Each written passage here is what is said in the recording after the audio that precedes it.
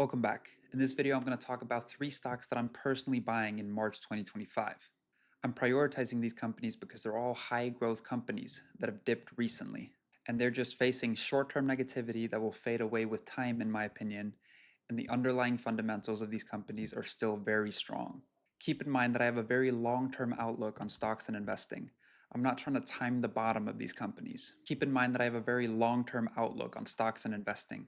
I don't know what's going to happen in the next few months, and I'm not trying to time the bottom of these. But in my opinion, these companies are going to be worth way more in 3 to 4 years than they are today. If you enjoy the video and the research I've put into these 3 stocks, drop a like on the video. It would help me out a ton. Also, let me know what stocks you're buying right now in the comments below. Okay, first up is AMD. First of all, let's take a look at the valuation on this one.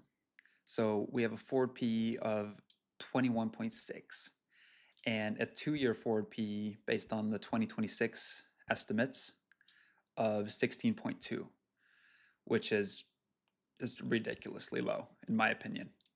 And that sort of valuation on a company that's growing revenues almost 14% last year. If we look at the past 5 years, that's closer to 30%. Yeah, they went through a period here in the past couple quarters, past couple years where revenues stalled a little bit, but look at what's happening. Revenues are starting to accelerate again. And we'll see the same thing in the free cash flow here. It's starting to bounce back. They're generating more cash again. Their profitability is starting to bounce back. And if we look at the cash here, you'll see that they have practically no debt, and they have 10 times more cash than debt on their balance sheet. This stock has been a tough hold for the past couple quarters and the past couple years, but I think that's about to change. And what's exciting about this one right now is, again, that growth is accelerating again, and the gains and momentum around a stock with accelerating growth can be very exciting. And I just can't wait for investors to realize what AMD is doing here. If we look here at this slide from their Q4 earnings call, they provide this Q1 2025 financial outlook. So what they're expecting for next quarter. They expect $7.1 billion of revenue, plus or minus 300 million. If they can hit that 7.1 billion, that's 30% growth year over year. So as I said, accelerating growth. And that's largely due to their data center business and the continued AI spend. And that's why I've been loading up on AMD shares in the past couple months. And AMD is now a massive 25% of my portfolio after my most recent purchase this morning. I added another couple $1,000s to this position this morning, around $95 a share. Okay, let's talk about why AMD has been falling here recently. First of all, the overall sentiment around the company has just been really bad, and there are a few reasons for that. Number one, they actually missed their data center revenue estimates during their last earnings call, so that obviously wasn't seen as good. I think they really needed that bump to get momentum going in the other direction again. They reported 3.86 billion when 4.14 billion was expected. However, the number they reported still represented 69% year-over-year growth, which is obviously really good. Number two, I think the news around DeepSeek negatively impacted the company recently, with the fear that these large language models could be built for a fraction of the price that big tech companies in the US were building them for. If you remember that situation, there were rumors that DeepSeek had way more GPUs than they were actually disclosing, which I personally believe. You obviously have to make up your mind on that whole situation, but for me, that just indicates that the spend is required to get these results, and the need for GPUs won't just go away overnight. Also, large language models aren't what these companies are working towards. It's just the first wave of the AI story. If you paid attention to NVIDIA's earnings call last Wednesday, you may have heard what the CEO had to say about AI. Basically, he said that AI has to do 100 times more computation now than when ChatGPT was released, and that's because of the new reasoning approaches that the next generation AI will implement. The third reason is Trump talking about tightening chip controls on China last week. AMD does sell to China, so I think this is another reason the stock traded down recently. This hasn't been put in place yet, so we still have to see how this plays out. But regardless, if we look at AMD's exposure to China, this is a report from December 2024. Essentially, it says that for fiscal 2023, AMD's China revenue was approximately 15% of revenue, down from 22 in fiscal 2022. So 15% exposure to China is very low, and it's much lower than companies like Nvidia and ASML. So if the China business does get hit and limitations are put in place that kind of stops AMD from selling certain chips to China, I think revenue will pick up in other places because the need for semiconductors isn't going anywhere in our world that just continues to develop through electrification and AI. Now, moving on to more positive things about the company and why I believe this stock can make me a ton of money in the next few years. I already touched on revenue growth a little bit and the future expected growth for this company. But the things I'm about to talk to now are reasons the revenue growth could stay high. First up, obviously the most exciting part of this business, the data center segment and the revenue growth there. I mean, 69% year over year is incredible. So we know that big companies are adopting AMD's GPUs. On the training side, we have Microsoft offering AMD's GPUs through its Azure, cloud services, largely for training large-scale AI models. We have Meta, which trained its Llama 3.1 model fully on AMD's Instinct MI300 chips. Then we have Databricks reporting a 50% performance boost in workloads with AMD's MI300 GPUs. So these are all positive things and good to see companies adapting AMD's GPUs. Now, on the inference side, and this is where AMD's GPUs are used the most based on their capabilities. Lisa Su, the CEO, was asked a question about GPU adoption in the Q3 earnings call. And this is what she said. From the $5 billion that we're talking about, the early traction has been primarily with inference, just given the strength of the product portfolio. MI300 is like very, very well optimized for inference, given the memory capacity and memory bandwidth capabilities. But we have had some training adoption, and we expect that that will continue to grow as we go through the next few quarters. And so, as we fast forward a year, I would say we would have a fairly balanced portfolio between training and inference. So it is positive that both training and inference is expected to continue to see adoption. But the point I want to make about inference, which clearly makes AMD a very attractive option for companies since they're seeing more adoption on that side, inference is expected to be a much bigger market over time. So essentially, where AMD is most competitive is the biggest market over time, which is very positive. The training side of things, the large language models that we have currently and the heavy work with data is just the first step. But inference is the next step. And what those GPUs do so well is provide faster answers and do reasoning with the previously trained models. So those will start handling real world tasks, and we're starting to see them in cars, phones, and we could see them in drones and TVs and home devices. I mean, just think about every Amazon Alexa having an inference GPU to essentially bring AI to that physical device. And any sort of image and speech recognition. Think about security and automotive use cases. The next reason is something called FPGAs, or Field Programmable Gate Arrays. And this is another step towards positioning the company for the inference market. So in 2022, AMD bought Xilinx, a big FPGA maker, for about $50 billion. In simple terms, an FPGA is a chip you can change after it's built, like reprogram them in a hardware sense, which you just can't do with a GPU.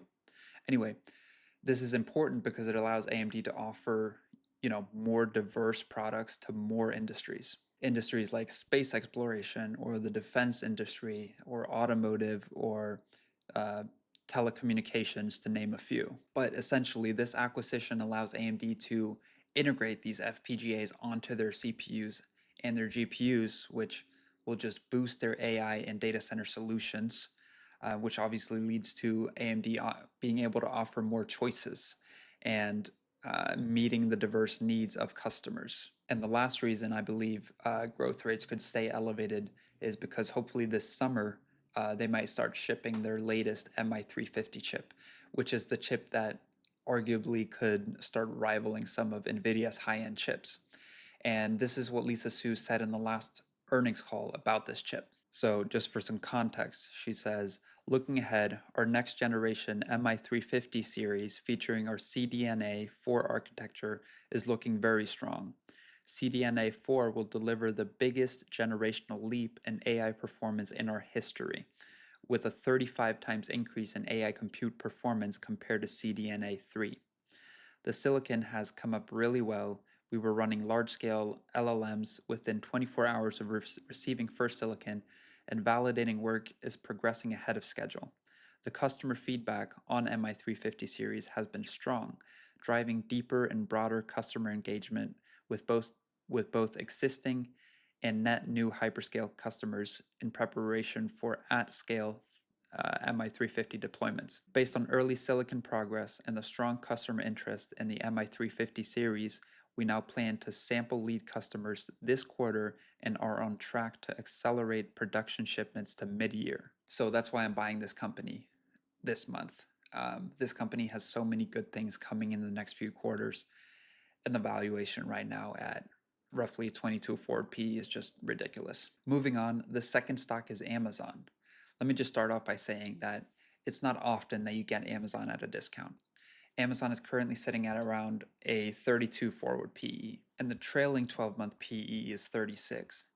And if we look at a chart of Amazon historical PE ratios, you can see that it's, it was up in the 200s in 2018. Then it dropped to the 70s, but pretty much never really getting below the 60, 70 mark until recently. Now that we're at, 32 trailing 12-month PE. Now let's move on to the financials. For a company this massive, revenue is still growing, 11% plus. So 11% last year, and obviously before that it was even higher. So let's split this revenue up by the different segments. First, we have the e-commerce, the biggest portion of their business, selling stuff online. That is still seeing almost 10% growth. And that's the biggest part of their business. Next, we have AWS, where the margins just keep expanding. The business is becoming more and more profitable, and the growth here is almost 20%. Looking at subscription services, obviously this is their Prime membership, and Amazon Prime Video is in there, which we'll dive into a little bit later. But you thought that everyone had a Amazon Prime membership, but clearly not, because they're still growing 10% plus every single quarter. The same goes for advertising, which is still a relatively new business for Amazon. It's seeing incredible 20% growth too. And then they have a few other things that fall under this other category, but out of their total revenue, it's such a small portion. You can barely see it. Okay, now Amazon Prime Video. So it's obviously bundled into Amazon Prime, but what it does is add more value to customers and brings them into the Amazon ecosystem with Prime deals and free shipping and all of that stuff. And Amazon is starting to invest more heavily in this business by adding more content, introducing ads, and even offering live sports. And we know what happens when Amazon decides to move into an industry. They dominate. First, they disrupted retail with e-commerce. Then they disrupted the entire internet with AWS in the cloud. They disrupted delivery with all of their warehouses and their infrastructure that they've built over the past couple of years. And they're starting to disrupt pharmacy chains with Amazon Pharmacy. I'm not optimistic about the CVS's and the Walgreens of the world. So if they're seeing streaming, advertising, and sports as an opportunity, I'm willing to bet that they can move in and take share in it. And I think this is an often overlooked part of Amazon that investors don't pay enough attention to. And really, I think I haven't seen any data on this, but just from what I hear, Prime Video is a big reason why people are signing up for Amazon Prime. If we look at the financial metrics of Netflix, revenue growth of 16%. If we look at their earnings is blowing up. Free cash flow, as they've gotten this company up to scale, they're starting to spit out cash. And the stock price of this one really just tells you how good of a business this can be. They went from what, like under $200 in 2022 to $1,000 here at the start of 2025. Um, Obviously, Amazon has to execute like Netflix has, and that's a big if, but it shows you how good of a business this can be. And it's promising to see Amazon focus on this business and starting to invest more heavily in it. But bottom line, in my personal opinion, Amazon is always a buy if you can get it on a dip. I don't think there's hardly any other company that is as dominant as Amazon. Amazon dipped pretty significantly um, here in the past 2 weeks, so I bought more. I got some shares the other day for under $200. And the last stock I'm buying in March 2025, ELF. This stock is currently getting absolutely destroyed because of tariff talks. So, as you might know, in January, Trump announced an additional 10% tariff on all imports from China. Then yesterday, he said, no, no, no, and dropped another 10% additional tariff on China. So that's two 10% tariffs on China in 2025. And as you might know, ELF produces pretty much all of their products in China. But people are acting like ELF is about to take this giant 20% hit on their margins, their profit margins, their gross margins because of this. But that's not the case, which I'll explain in a second. But investors have now traded this company down to an 18 forward PE, which is lower than the overall market, which is currently sitting at around a 20 forward PE. This is a company that's focused on growth and taking market share right now. And if we look at the revenues, they're growing revenues so ridiculously fast. An 18 forward PE for a company that grew revenue by 46% last year. And this is almost like a subscription based business because people just keep coming back because they need more beauty products. But again, going back to tariffs, you might think that these growth rates are just going to go away because of tariffs. However, remember that ELF products are already so cheaply priced. And I've made this point a few times now to, the 4 people that watch my videos. But essentially, let's take this example here, where an ELF product is priced at $14 versus $49 from some of those big cosmetics companies. So let's take this $14 product here and add 10% tariff, right? We'll be left with $15.4. And then let's say we add another 10% tariff. This is the second tariff. We'll be left with $16.94. And let's say he's not even done here. Let's say he adds another 10% tariff on all imports from China. And you'll be left with $18.63. The point is, let's say their product is priced at $18.63. They're not going to take that hit on their margins, on their gross margins or their profit margins. They're going to pass that on to the consumer, who's still going to pick the $18 ELF product over the $49 product from other companies. A bigger worry here is if the overall economy hurts from tariffs, because they will likely be inflationary in the short term. So if the overall consumer is hurting, sure, that could cause issues for ELF, but it will cause issues for pretty much every other company in the market too. And if the consumer is hurting, you could make the point that they're even more likely to buy ELF products because ELF products are priced here versus these expensive prices. But that being said, I'm not oblivious to the fact that this can hurt ELF's growth to some extent. Obviously, they can sell more products at $14 than $17 or $19 products. However, given what I just walked you through and the fact that ELF could get hit less if the overall economy weakens, the growth rates aren't going to drop down to 5% overnight to match the overall market growth. The point I'm trying to make here is because they can pass a lot of these tariffs off to the consumer without them honestly really noticing, the growth rate shouldn't decline that much. So in my opinion, there's just too much fear in the stock right now. And after the recent price action, a lot of risk has already been taken out of this stock at this point. So it's just a no-brainer buy for me. And during ELF's last earnings call, they even shared their tariff playbook with us, which looks like this. Supplier concessions, so renegotiating deals with current suppliers for lower prices. Cost savings, maybe that's reducing their staff, maybe that's spending less on ads or something along those lines, maybe reducing their inventory. I don't know. Price increases, which I just talked about, walked you through. Um, Favorable FX rates, whatever. Supplier diversification, potentially finding new suppliers, negotiating lower rates. And let's not forget about international growth.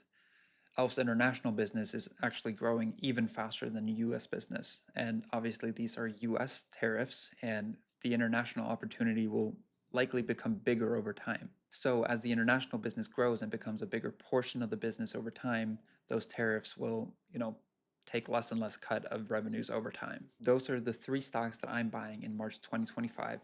Keep in mind that this isn't financial advice, and you should always do your own research and come to your own conclusions.